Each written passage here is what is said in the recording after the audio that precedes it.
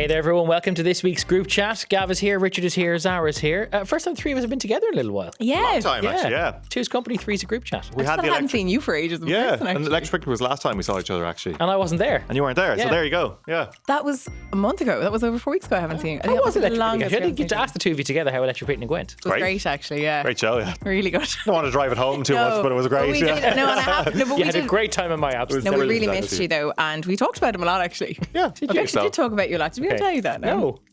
We did talk about you a lot actually, yeah. You mentioned Great that there was an turnout. abortive proposal to get a keyboard or a piano out until I wasn't there. That was afterwards. So they've proposed now that next year we get a keyboard because you're so Yeah. good at playing the piano, which I have said we'll do actually without Yes. consulting. So, yeah, that's I a can- spoiler for I can lineups play for our, next year, our yeah. own music next Yeah. year if Yes, we're invited. Yes. We had a great lineup of guests, so, and great turnout in the tent once again. Yeah. It's all great. Yeah, Leon, 18 and Aoife were amazing. Our guests were fabulous. And the people that come to the tent are so cool. And I'm like, it's so cute that these people listen to the podcast every week. These are like deadly people. And that sounds really like basic, but like But I'm their- really Their chuffed. Like, coolness relative to our coolness, there's like a they're cooler than us actually. Yeah. But that's fine. I'd say so. It's We fine. wouldn't be hard. it's a low bar. a real low bar. One of the reasons why the three of us haven't been together for a while is because although we were back last week, Richard, we were talking to you from afar because Yes. you were knocking around Pennsylvania, Up over a yonder. big old state. Racking up the mileage. How did Yes. you get on? You were there to cover the debate, but also to take the temperature in the swingiest of swing states. Yeah, it's a kind of a, it's a microcosm of America this time around. There's the two big cities and there's everything in between. Both candidates, you're not going to win the election, generally speaking, without winning Pennsylvania. So you have amazing stories all the way across this. We'll have a documentary out probably next month before the election takes place, sort of getting a check about some of the big issues around this election, whether that's political violence, which I'm sure we're going to talk about in a few minutes, the threat to democracy, how people are still energized about Donald Trump sort of 10 years into his political career, the devotion that's there, the human cost of that devotion, I think, as well, is an interesting thing. If you're pinning your entire personality, I suppose, on one politician who you treat as some sort of a savior, there is a personal impact to you on that as well. So that was interesting to sort of see that from a human perspective. Different elements as well, to see the Kamala Harris phenomenon up close and personal, because the Democrats have never really had, anyone to challenge the enthusiasm or the political movement that is there that Donald Trump has. Like nobody was banging around the streets wearing Joe Biden t-shirts or badges, or Hillary Clinton to a lesser extent. Not since Obama has there been. Expanded the electorate, but it still wasn't as much fervour about him as there might be for Harris now. Yeah, well, I think Obama was last time you saw anything like, the first time around Obama was last time you saw anything like this on the Democratic side. The emotion, the energy that was there, particularly amongst younger women and older women as well, who have, they see this as a historic opportunity to put a woman in the White House. They've seen, obviously, the repeal of Roe versus Wade, all of the wheel back really of reproductive rights in the States. That's their big issue. So just check and see, because there's been so much criticism of Kamala Harris that it's all about vibes, not a huge amount of substance there in terms of policy. It was interesting to see that up close, and issues like Gaza as well, hugely to the fore then amongst younger voters who, you would think that they'd vote for the Democrats, but now tens of thousands of them are not, and that can make a big difference at the end of the day.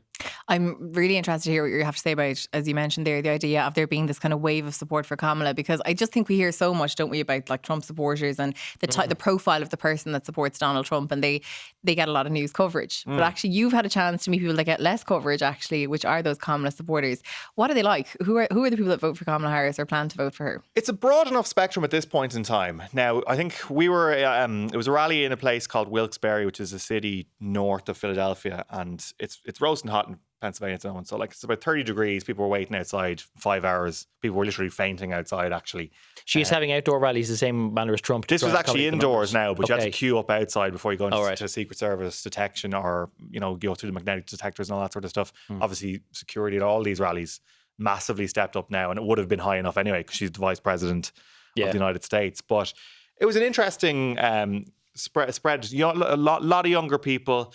There was a lot of people who traditionally would have voted Republican as well, which is actually interesting. So they would have been old school Republicans, sort of George H.W. Bush, maybe up to George W. Bush, Ronald Reagan, John McCain, sort of people were the names that you'd get coming out there. People who kind of like the genteel approach to politics and don't like the braggadocio nature that's come into it now. Yeah, I think they see Donald Trump as not representing the ideal of what America should be. They don't like things like January 6th. They don't like threats against political opponents, all that sort of stuff. So they see Kamala Harris as being more in keeping with their ideal of America, even if they think that she's too far to the left and some major issues, which is actually also, it's very interesting when you see people like Donald Trump like deride her as some sort of a Venezuelan communist, Marxist, which by European and Irish standards she's very middle of the road centrist. So that's also fascinating. Is that, and I think this is actually what we're going to get into, is that end of the worldism about the other side. Once the other side gets in, America's gone. So you hear that from Kamala Harris supporters who say that Donald Trump is, is going to go totalitarian. They point to that Project 2025 manual put together by that think tank and basically say he's going to erode everything that we love about America. He's going to take away, the independence of the civil service. He's going to take away women's rights. Basically, America's gone. And then on the other side, and you hear it probably more on the other side, Trump supporters who think that we're going to be a communist third world country in their world, with their words. And that just is a sign of an unhealthy place. Even if these are core beliefs and things you believe in strongly and you have reason to believe them, the fact that both sides in a two-party democracy of the scale and the size of America and the history of tradition of America think that America is done after the election is probably a very unhealthy thing. I do find that latter view kind of odd, that people who think that if Kamala Harris gets elected that the country is basically finished, when they're also the same people who contend that Kamala Harris has been effectively running the country for the last 12 to 18 months because her party has been in power, but the president is seen as a bit of an empty sort of a puppet on a string where other people like Kamala Harris can therefore implement whatever they want or use him as their conduit. How much of that kind of fatalism did you see on your travels? Because it definitely seems from afar, and mediating these things through the hellhole that is X, I've never really seen as much before of people who are genuinely not just worried, but like outright petrified of what the country's going to be like if their chosen side doesn't win. Yeah, from the first day to the last day we were out there, that was a consistent theme. Whether there was people, we went to the Trump house in Latrobe where thousands of people were queuing over the course of the day under the sun to register to vote as a Republican, or outside the debate in Philadelphia where people were gathering on the green across from the Constitution Center to basically show their support to their chosen candidate and say America's on the line. And then on the last day, or at the rally with Kamala Harris, or even on the last day in Philadelphia, it was just a consistent theme. And it just clocked with me because I was used to hearing it from Trump supporters. I was used to hearing it when we went to the midterms a couple of years ago, or previously with other companies we've reported on Donald Trump. That's a consistent theme there. But it was interesting to hear it from the other side, from the Democratic side as well. And it was only on the last day that we heard anything near bipartisanship in terms of, do you know what? Wouldn't like it if the other side gets in, but we're probably going to be all right. That was in a diner in a place called Norristown outside Philadelphia, where, the owners and the proprietors there are two brothers who've been making sandwiches since they were 10 years of age. And they're big Trump supporters, but, it's a mixed place. There's people in there who'll be Kamala supporters. And whenever there's arguments about politics, as there often is in America, hands out little American flag pins that they wear, just to show that they're, despite the fact they're all divided, that there is a common purpose as Americans, which was very rare to see over there. I was going to say, that's actually quite nice and refreshing to hear that. But it does make you wonder, because we talk a lot about, that post-election divide and how does whoever win bring everyone back together. But it is hard to envisage what the next step will be like for America, no matter who gets elected. Because it sounds so cliche, a country divided, but they are very divided. As you say, there is a real sort of sense of desperation in those who are fighting for their particular candidate. And in particular on the Trump side, nobody wants to see a repeat of what happened the last time. But do you worry that that's a very real possibility? In terms of somebody January attacking? 6th. Oh, January 6th. Yeah, absolutely. That's fundamentally there.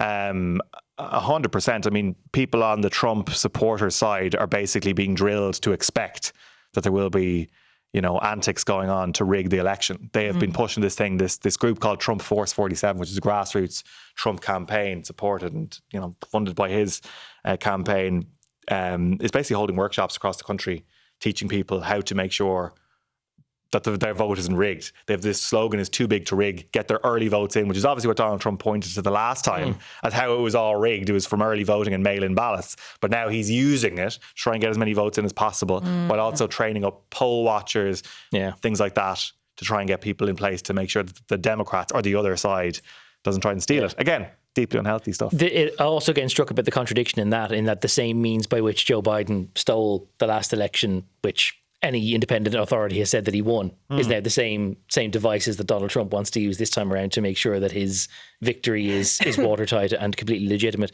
Obviously, since the last time that we all spoke, and since you came home, Richard, we've had another an attempt to assassinate Donald Trump. Not shots fired, thankfully, in any circumstances, but nonetheless, somebody who rather peculiarly seems to have known where Donald Trump was going, even though, by all accounts, Donald Trump's decision to go golfing was a relatively spontaneous or sporadic thing, which kind of leaves the prospect of how did this person know that either he was going to be on the golf course, or was he just prepared to spend 12 or 24 hours hiding in the bushes, hoping that he might at some point get a clean sight of the president? Yeah, it seems to be. It's a very interesting element of that this was off the book, this Trump visit to his golf course in West Palm Beach.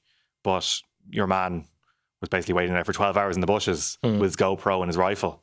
Maybe it was just an educated guess that Donald Trump does like to golf, even though the Secret Service has told him shouldn't really be going there because it's very hard to protect a golf course which backs onto a motorway and it's just trees and fences and it's a big open space. So that is an interesting element of it. But this has now happened twice. That is deeply worrying. We are still, just under 50 days away from the election. This is by far now the most dangerous election in American history. I mean, you can draw the comparison to 1968. It wasn't it when RFK was killed while he was in the primary campaign. But there is a real danger now that this does continue to happen, that there are acts of political violence, maybe not even targeted at the candidates themselves, but supporters of them who will congregate together in major events like rallies or other, canvassing other events around the country, that they've become targets now. And it doesn't, take a whole lot of a spark to ignite the petrol and the gasoline, which has been thrown over this for the last number of years, not including the last number of weeks. Because the language of division, the language of the other side is out to get me, you have to try and stop them. It's really, really reckless stuff, I have to say. And that probably does actually almost go for people on both sides as well. Maybe not the Kamala Harris campaign as such, but people on the others, on the Democratic side. This end of the worldism, it doesn't take a lot to push somebody over the edge in a country with so many guns and access to weapons to do something very, very awful, really. I know it's a different time frame, but it did strike me, like last year when Donald Trump was in Doonbeg and we were down covering it, and I know it wasn't as heated as it is now, but again, he was out playing golf and he was around his own resort in Doonbeg, but he was pretty accessible in terms of you could walk up to him and ask him a question, and we did many times when he was there, and I was quite surprised by how sort of relaxed and easy access it kind of was around him. It didn't feel like there was there was an iron steel to some degree, but maybe it's a bit more low key. But I wonder, is it that maybe at something like a rally there's a bit more high alert, but maybe as you say on a golf course he feels a bit more relaxed, he feels a bit more safe, but that's when people are going to... But it's a very exposed environment under any circumstances. And I remember even another journalistic colleague of ours, John Lee from the Irish Mail on Sunday, booked a tea time on the same day because he found out that Doonbeg wasn't shutting down, that if you had a booking to go and play golf and you paid your green fees, you could still go anyway. So he booked it at the same time, which meant that then he had access to the clubhouse afterwards when Donald Trump came in. So he didn't need to waive any journalistic credentials. He just managed to get in the same room as the man simply by being a paying customer of the golf club. And if that's the level of access that you can get under average everyday circumstances, then you do wonder how many people are going to find that one weakness in the security net to try and do something that then can't ever be undone. One thing, I don't know how you feel about this, Zara, but one thing that actually worries me a little bit about the last 7 days is that by comparison to the first assassination attempt where the man was genuinely wounded and somebody died, and there seemed to be this whole moment of okay, we need to do something to de-escalate this. Granted, maybe the setting was different, but that second time around, somebody was planning to try and assassinate a presidential candidate and the world didn't even stop turning. It seems like everyone sort of said, God, that's mad. But only a month after the first assassination, everyone's just getting on with it. I know, and it's not as if it's not like the story continued through the headlines throughout the week. It's kind of somewhat fallen down the agenda a little bit. Yeah. I mean, it is. Yeah, you're right. it's, when you put it that way, it actually is quite stark, isn't it? That like it's almost taken for granted now that this is the volatile environment that the US election is, and this is just how potentially it's going to be over the next couple of weeks.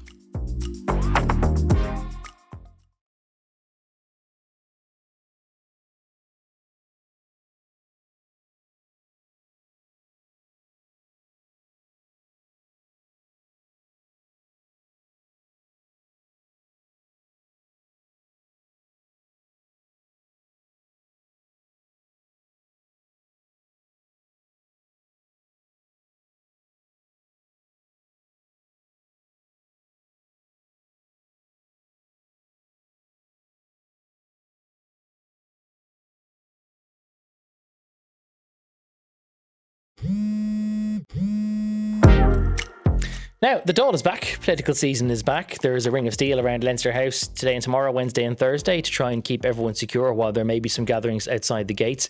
Not too many people outside the gates today, Wednesday, as we're recording this, but also in truth, not too many people inside the chamber either, because it basically seems like half the Dáil is down in Ratheniska, as is our reporter Paul Quinn, who has sent us this about how politicians are getting on down there.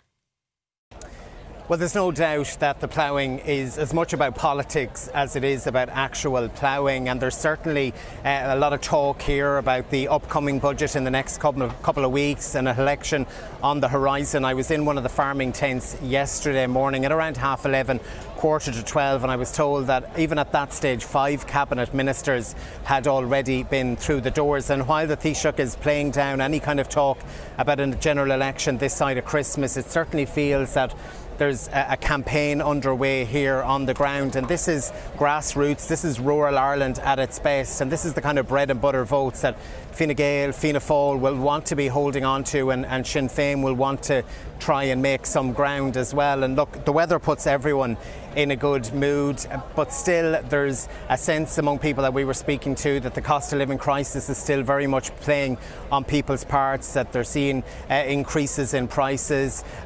Speaking to some of those farmers, a lot of talk about succession, inheritance tax and the future of farming, and politicians in true political style effectively telling them what they want to hear as well. Now, all of the political parties have stands here, have representatives here over the 3 days. No doubt, though, that the Fine Gael, Fianna Fáil stands are the best. They're just up a little bit behind us. They're the biggest stands that are here. There's an awful lot of activity going on there during the day as well. The Fine Gael stand, pictures of Simon Harris plastered all over them. The buzzwords there is new energy. For Fianna Fáil, then, it's about renewing Europe, while the buzzwords around Sinn Féin, it's all about housing and owning your own home. Now, when you can tell when some of the politicians arrive here, because there's just a swarm of people and moving very slowly throughout the crowd. The Taoiseach out yesterday getting his photos taken with the actual ploughing competitors before coming in. A huge swarm of people around them, has to be said, a lot of them ministers, councillors, TDs from his own party, but a lot of the public there wanting to try and get a picture with him as well. There was a great shot where he came with his jacket on him, which I was kind of quite surprised given the temperatures were 22, 23 degrees, but he took off the jacket, rolled up the sleeves and started taking some selfies. Mary Lou as well, always very popular among crowds. She was out and about meeting people, taking selfies as well. And Micheál Martin, who's here today and also again tomorrow. But look, over the next couple of days left, today, tomorrow, every politician in the country will effectively be here, and they know that it's really important to be here. Simon Harris was only due to come yesterday, but even announcing during his doorstep that he wants to come back before the ploughing has finished. So, you know, he sees the value in being here, pressing the flesh and rallying the troops for an election, whenever that may be. Thank you to Paul Quinn for that report and weather update from Ratheniska. I've actually been loving Paul Quinn's coverage of the ploughing. He loves the ploughing. He does love the ploughing. This time last year, actually, I think you were absent. You might have been in New York, actually, where I'm going next week. Yes. And in your absence, the two of us had a longer live bit with him, and he was brilliant. All the weather stuff and the colour was amazing. He is Mr. Plough. We also got him to pan down to see his wellies. Yes. We must take that one out, actually, put it back on socials again. Yeah. But he makes a very good point there about the importance of the ploughing championships as a kind of a bellwether or a weather vane of how politicians are getting on. So important is the ploughing that Micheál Martin, as he mentioned, is going back there tomorrow, Thursday. He is skipping his slot in Leaders' Questions, where he ought to be in the Dáil chamber being held accountable for stuff the government has done or will do in order to go and press the flesh. But try and tell me there isn't an election coming. I know, but I said that to you. I actually would argue that 2 days of the ploughing is more effective canvassing than going to a town or village and doing 2 nights on the doorsteps, because you're way more visible. Like, everyone wants a selfie with you. Like it's so effective, to be honest. They should be doing the 3 days of the ploughing. If an election is coming up, I wouldn't blame them. It did sound like the 3 major party leaders were all getting a pretty comfortable reception down there at the very least. Oh yeah, I think you would though. I mean, you're hardly, unless there's something major happening. I do remember times when political party leaders, particularly Enda Kenny, had a tougher time at the ploughing, even though he would have, been quite personable to people as they came up to him. But whenever farmers were feeling the pinch, and there were tougher economic times, it's not much of an easy sell to go around walking around Rathniska or Tullamore or wherever else the ploughing may be. That's a tougher sell at that point in time. But I completely agree with Zara. I actually think you probably should be down there for the 3 days if you're doing it. Days, you can organise different launches of different policies and whatnot. And yeah, absolutely. Especially because just the density of people that will actually be there. It's bigger than any town in terms of actual, people you're going to be passing by. Plus, you're also meeting people from all across the country. Yeah. So you're casting a very wide net, as well as having, the country's media captive down there as well. Yeah, it's appeared as just a very efficient way of canvassing. Because I think that the day one attendance was about 75,000. Like, if you stand in the middle of that and just shake hands as they go by, it's a good way to press the flesh. It's a no-brainer. It's so high visibility, and it's a meeting place for people from rural Ireland to come together. Like, it's people who haven't seen each other for year after year, and they meet at the ploughing. Like, that's just what the ploughing is. It's a nationwide village sort of occasion. And I think it's interesting because when you talk about them meeting people and not getting a hard time, like, I do think, because I've met the crowds at the ploughing, people are in good form at the ploughing as well. Oh, the weather's bad, and the weather's good as well. Like, so, like, arguably you're meeting people in the right frame of mind who are, like, sort of in a good mood and probably like a little bit more amenable to listening to what you have to say. So it's absolutely a great run at the ploughing is undoubtedly a good move. We were just saying there during the ad break, the last time you were at one was the year that they had the terrible weather and they had to defer one of the days. Yeah. Can you remember whether that changed people's moods down there, where if politicians were called off actually the last time I was there? So it was in Tullamore. I can't remember what year it was. We landed down, and as we were coming in the gate, people were coming out the gate against us, and it went from a 12:30 live about ploughing to a 12:30 weather special, and we ended up staying on air all day. And all of us were standing out in the wind and the rain doing live weather coverage. One of the reasons why politicians haven't been down there for all 3 of the days this year is because some of them were still tied up with their think-ins, because the last of those were taking place earlier this week. I don't know whether you guys have been paying attention for enough of your baby years to remember when budget secrecy was a really important thing. I was still, despite being privy to all these kind of leaks and kite flying for the last 10 or 15 years, blown away by Jack Chambers just volunteering before anyone even asked him at a doorstep on Monday, just going, yeah, the average person's going to be about €1,000 better off. Which, like, if there was any doubts about how people were going to be received before going to ploughing, I imagine just telling people, yeah, you're going to be about £1,000 richer next year is a nice way to butter them up. It is, because I do remember, again, talking about that trip to New York, I remember one journalist having like a full-on row with Micheál Martin because he wouldn't give them anything on the budget. And that journalist being like, we've come the whole way to New York to like follow you to the UN and we're asking you about the budget. And Micheál Martin was so tight-lipped, he wouldn't tell them anything. And there ended up being, I think I texted you at the time, there was a full-on row over it because they felt that they had travelled so far and the government were giving them nothing, like not even a hint. So like it is actually very unusual to get such a tidbit, or not even a tidbit, like a full-on piece of information so quickly. I'm doing that trip next week actually. It's good to have a reminder that they've already had that row, so now we can remind them next year that they stiffed everyone last time.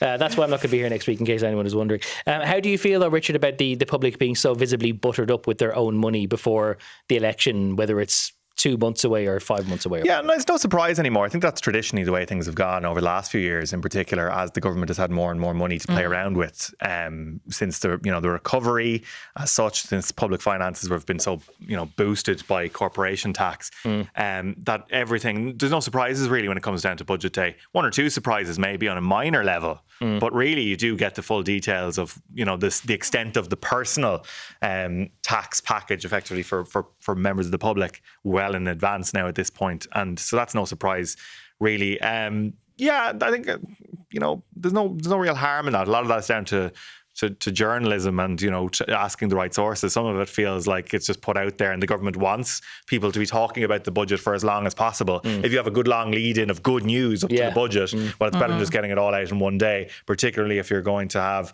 a protracted general election campaign in the aftermath of it. That's one thing which has kind of grinded my gears a little bit over the last while has been the non-stop day-to-day coverage of when is the next general election. It feels like... Does it surprise you, though? No, it doesn't, because it happened the last time around as well. Do you remember in the build-up to the last general election, there was a whole, they're going to go super early. Was it going to be after Christmas? And there was a motion of no confidence broached in Simon Harris, ironically. So I feel like as journalists, we're all chomping at the bit to find out. And then I did wonder, but do other people care? And I said this to you last week in the meeting. I was like, I don't think other people care as much as we do. And actually, a few people did message me after the podcast last week to say that they were wondering. I think we are more likely to care than a lot of other people because we're going to be living out of suitcases for the guts of a month whenever it happens, and we want to know when that is. Fair. The problem is, though, that given the way that the Dáil calendar works, so it doesn't matter even if there is an election in spring or if it's now, October, November. There's not going to be a huge amount of time to do a huge amount anyway. Like, there's probably not going to be a Dáil back. If it is next year, it's probably not going to come back after Christmas. So you only have a couple of months. Actually, not even a full month, a couple of months. You have basically a month to play around with in terms of actual politics in the Dáil before there's going to be a general election campaign or whatever. And the focus and having so much talk around the political arena, both in terms of the media and in terms of what politicians are talking about around the general election, as opposed to the actual issues that people care about and are actually affecting people's lives, is a complete disservice to the public. It is, because you're not where's the focus on housing? Simon Community says another report out today. You have reports on house prices going up 10% year on year, making them even more unaffordable to the average Irish person, taking the dream of home ownership further and further away. So many huge issues happening at the moment, and yet the obsession is still with what date is it going to be, even while Micheál Martin is saying, well, it's not much of a difference between November and February anyway. So just having the conversation in politics at a time where there's so many huge social issues, just having it focused on what date is this going to happen. I think it is probably doing a little bit of a disservice, and it is an obsession for journalists. It is an obsession for journalists. No, I totally agree with you that journalists are obsessed with it. Like, I totally agree with that. And I always feel like it is important. We've talked about it last week to take a temperature check, but I have to say though, Richard, people did message me. Oh yeah, I fully believe it. And I was actually almost like eating my own words, because I had said to you in the meeting after, like, people don't care about this. No one cares as much as we do about this.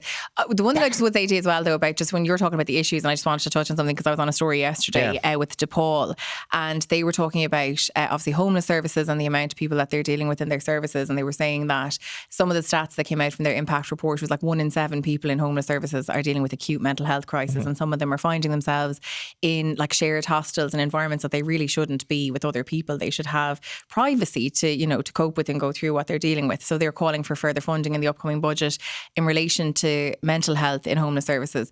But also, one of the statistics that really struck me was the amount of children that they're dealing with, but that 18 children were born in their service last year, including a baby that was literally, a lady gave birth to the baby on the floor of one of their services last year, and that baby was born to homelessness. And I'm like, that's a damning indictment on the current outgoing government. Like, that is shocking. And I would say that did not get enough coverage as a release, again, because there's such an obsession with they're going to go earlier, they're going to go whatever. Like, we should be able to focus and, focus on what actually does matter. Like, I'm not saying that the date of the next general election doesn't matter, because it does matter. It does matter. It shouldn't be the change of government for a month and policies. But it's been way longer than a month. People have been banging on. But I'm only back from leave for about a month. Seriously, it's not my fault. You open the front page of newspaper and general election in October, November has been there for months now. And we have huge problems in this country. No, you're right. You're not wrong. I don't disagree with you. Actually, on the housing front and on the provision for that as well, I think it's worth remembering that so I don't mean to preface this by saying, well, if there's an early election. No, it doesn't matter. We've got it out now. We've aired the laundry there. What I do think is weird is that in 2 weeks' time, there's going to be a budget announced for 2025, which will include an allocation for the provision of X number of houses that the state is going to build or acquire. And then a couple of weeks after that, they're going to come out with a brand new report suggesting actually how many houses the state needs to build the following year. So they're going to announce at one end of October a housing allocation, but then 2 or 3 weeks later, they're going to go back and say, well, actually, that only builds X number of houses, but we need X number more. Now, what's the point of drawing up a budget on that basis if you're going to have to revise a fundamental part of it within a couple of weeks? And I do wonder, right, when you look at the situation, and you make such a valid point, Richard, but like, I wonder, does this government kind of feel a little bit like, do you know the way at the end of a football game or a rugby game where they're just tapping the ball around till the whistle blows?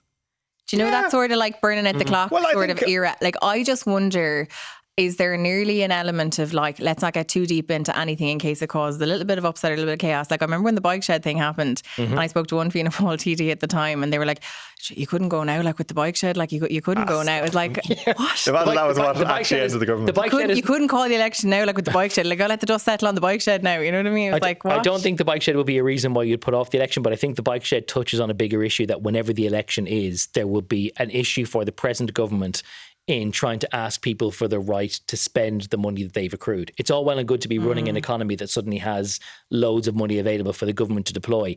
But when you're also the government which, although directly not laying the blocks, has presided over the bike shed, presided over the children's hospital, is spending 70 million euro building a children's science museum on the grounds of the concert hall, which is actually going to end up being owned by a private charity because they signed a deal back in the Celtic Tiger and they can't get out of it.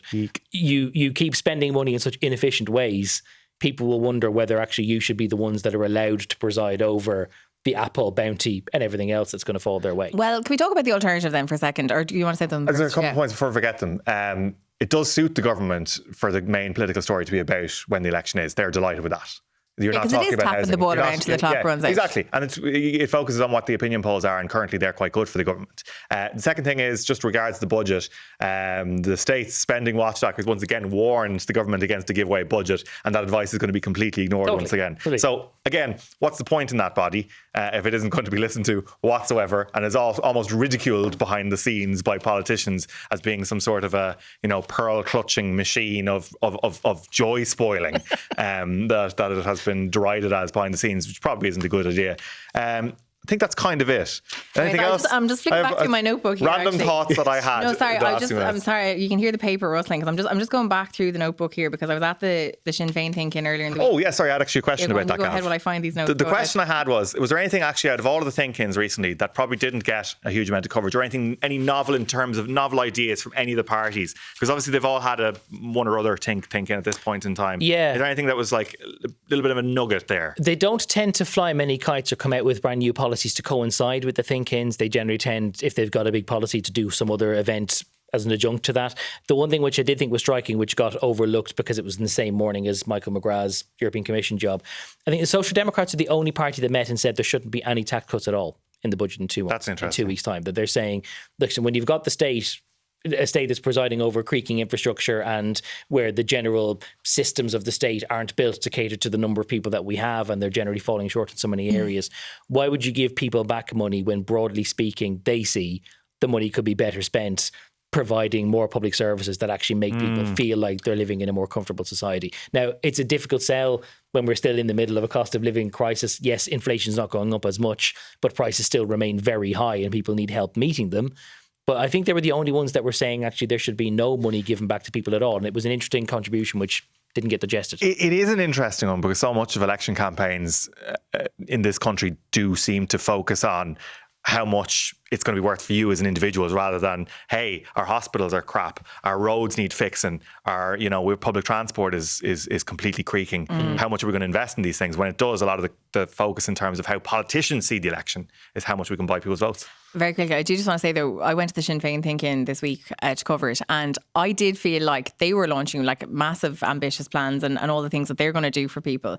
And I would say that it did feel a little bit like it was a bit of an election launch. One of the things that they said, which I thought was interesting, is that Sinn Féin wants to restore the expectation that if you work hard, you can get ahead, and renew that social contract with people in Ireland. I thought that was like that kind of tagline, renew the social contract, I think is going to bode very well with voters. I think it's interesting to hear the things they're targeting, things like €10 a day for childcare. They're talking about building 300,000 public and private homes over the next 5 years. And also they're talking about a paid 52 weeks of parents' leave. So that can be either parent for the first year of the child's life. And they go into all this and saying it's fully costed, and they're talking about building communities and overcoming and tackling poverty and disadvantage. I think that the Sinn Féin approaches that they've just come straight out with these sort of top line, really interesting. Like if you were sitting at home today and you were dishing out, how much is childcare a month again? Was like 1,000? Yeah, but pre subsidies and ECHE or whatever, it's about 1,000. And you find out that Sinn Féin wants it to be 200 a month. You'd be, if you listened to nothing else over the next couple of weeks, you'd be fairly convinced.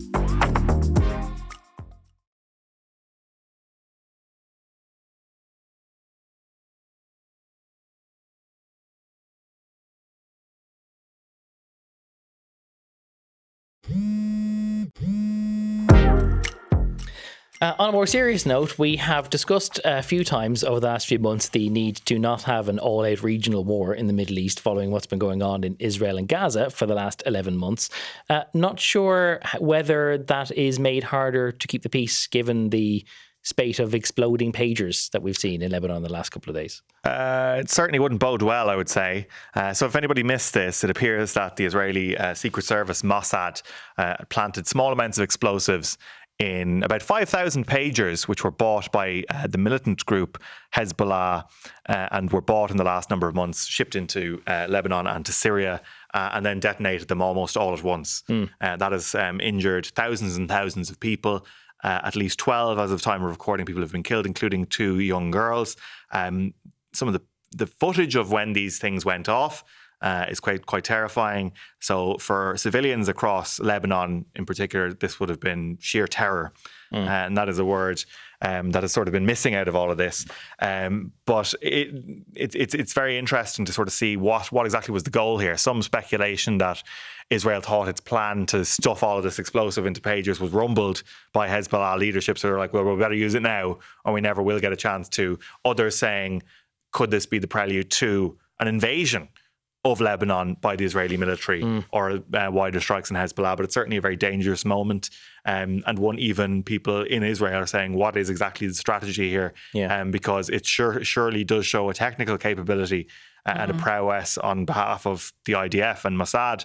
But what exactly is the end goal here? Because this could just further inflame the situation with no real actual win for Israel in it. And also that uncertainty of not knowing if another one's going to go off at any moment. Yeah, I did think that in a way it was almost distressing that people started. The people's immediate reaction was, "My God, what a novel or a weird way!" And the CCTV was so remarkable in its own way that it kind of became just like a TV event rather than proving that actually there's some people that have the capacity to make the handheld device that you might be holding explode at a moment of their choosing, and that's not a very sobering thought or a very reassuring thing, no matter what the circumstances are.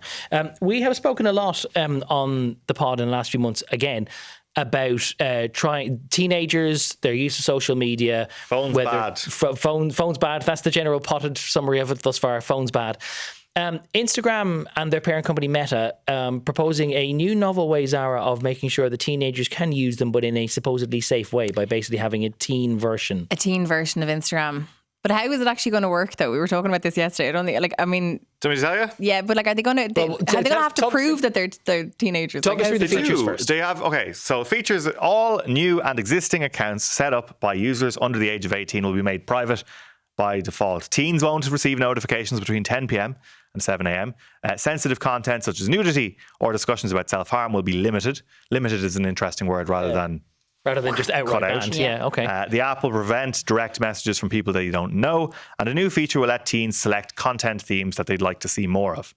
The obvious questions you're making, Zara, is, well, we've seen this happen a million times before. We have new controls for parents. We have new controls to try and prevent teens accessing stuff that they shouldn't. Well, what are these, genius teenagers going to do? They're just going to change their date of birth on the apps, aren't they? Of course. But apparently, Meta has put forward a solution to this. Which would say that it would require teenagers to verify their ages in various ways, such as by submitting a video selfie for age estimation analysis, which is interesting. I don't know how that would work. No, I don't know about. Bizarre idea. I also don't know about the privacy or the GDPR things about if you are knowingly soliciting videos imagery of children from children. I don't know, even where does that video get stored? There's going to be huge questions about whether or not that's actually going to work.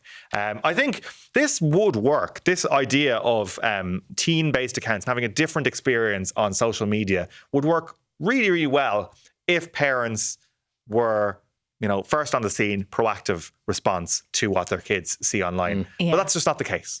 I think it will only work, if the parent is the person who has established the account for the child in the first place. And I don't think that's a very You have to be hands-on, otherwise it doesn't work. Because this is the thing, because if you presume, if parents are out there thinking that their teenager is on Instagram right now, but that this new child-friendly utopia is just going to fall out of the sky, they're probably naive in thinking that their teenager has actually put in their genuine date of birth. They've just lied and said that they're 10 or 20 years older than they already are. Instagram thinks that they're a 30-something and their lives won't change in any way. The only way it's going to work is if the parent sets up the account first, faithfully puts in what the date of birth actually is, and basically has the framework of this teenage account established before the child ever gets their hand on a device and has it there at all.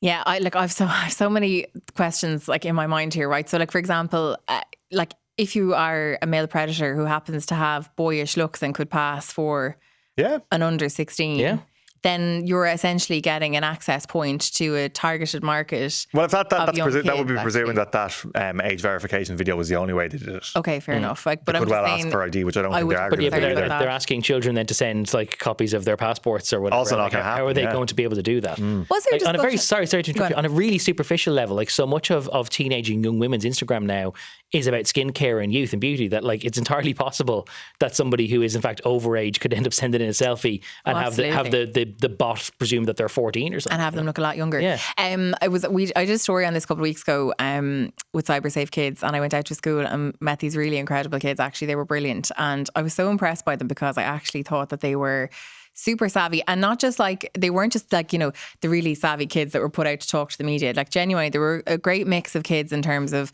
like their use of online stuff and their understanding of it. And like one of the things that I think a lot about kids online is that we talk about how you'll often hear someone say, oh, sure, your 2-year-old can use an iPad, or so-and-so's 3-year-old can use an iPad, right? We talk about like media, we talk about them being able to work the logistics, but it's about the literacy part. Like the logistics they've got, the literacy is the problem. Like they can, just because they can turn on the iPad and use the iPad doesn't mean they should be using it, because they don't actually understand exactly what it is they're consuming.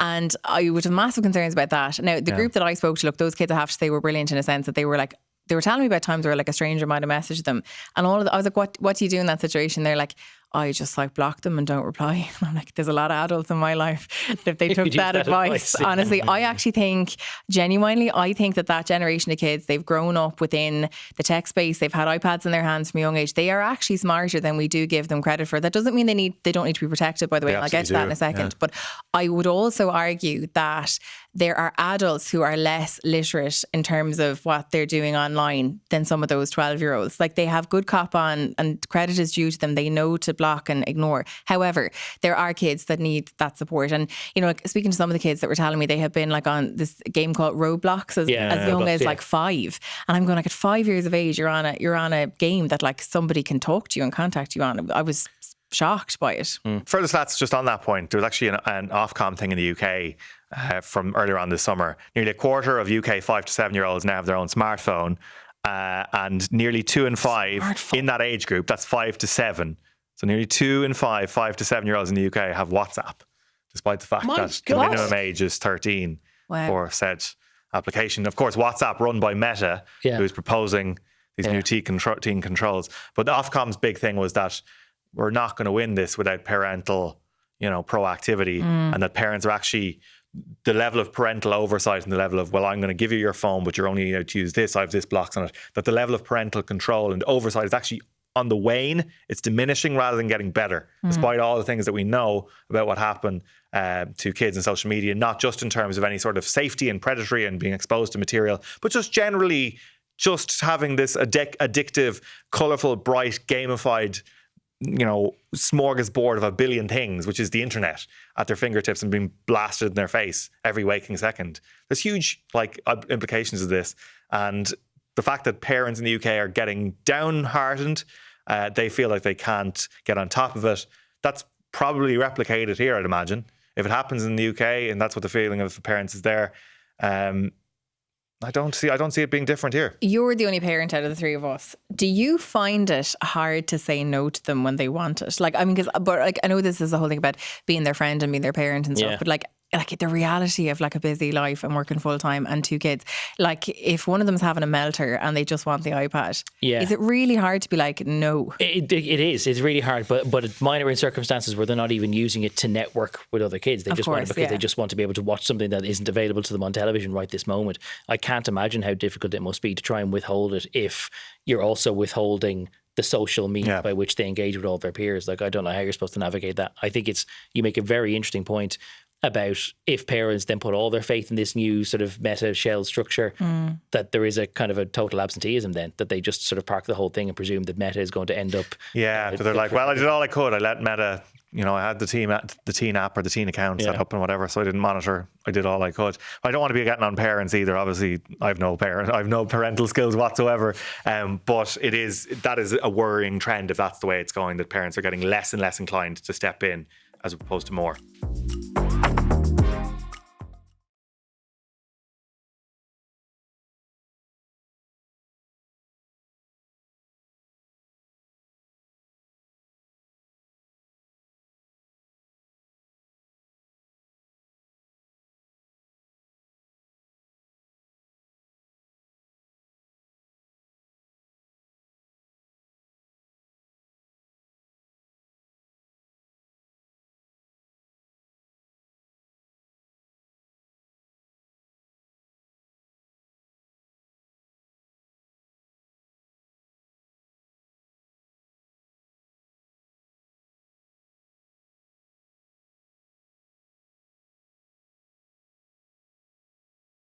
I